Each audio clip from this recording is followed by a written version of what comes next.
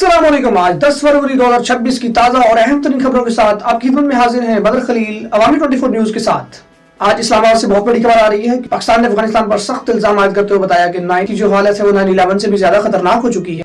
ये इल्जाम उसके बाद आया जब पिछले दिनों में वाकया हमारे सामने पेश आया कि इस्लामाबाद की मस्जिद के अंदर सुसाइड ब्लास्ट हुआ, जिसके अंदर बहुत सारी कीमती जानें भी गईं, बहुत सारे शदीद जख्मी भी हुए। पाकिस्तान का कहना है कि ये हालत अफगानिस्तान की वजह से पैदा हुई है। जो दूसरी सबसे बड़ी खबर आ रही है वो क्रिकेट बोर्ड की तरफ से आ रही है, जिसके अंदर बताया जा रहा है कि पाकिस्तान और इंडिया का मैच कब होगा या नहीं होगा, इसके ऊपर बहुत ही संजीदा हालात इस वक्त पैदा हो चुके हैं। बहुत से जराये से ये बताया जा रहा है कि पाकिस्तान और इंडिया का मैच कभी भी नहीं होगा, और बहुत सी जगहों से ये भी बताया जा रहा है कि पाकिस्तान और इंडिया का मैच होगा।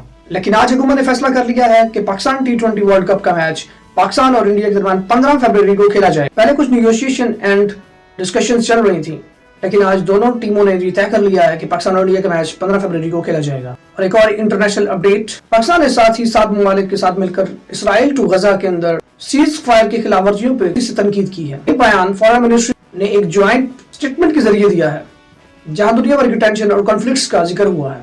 सो दोस्तों, ये थी आज के दिन की ताज़ा तरीन खबरें जो कि आप लोगों को बता रहे थे। आप कमेंट सेक्शन में अपनी राय दे सकते हैं, कौन सी खबर आप लोगों को ज्यादा अच्छी लगी। मिलते हैं अगली वीडियो में, तब तक के लिए अल्लाह हाफिज़।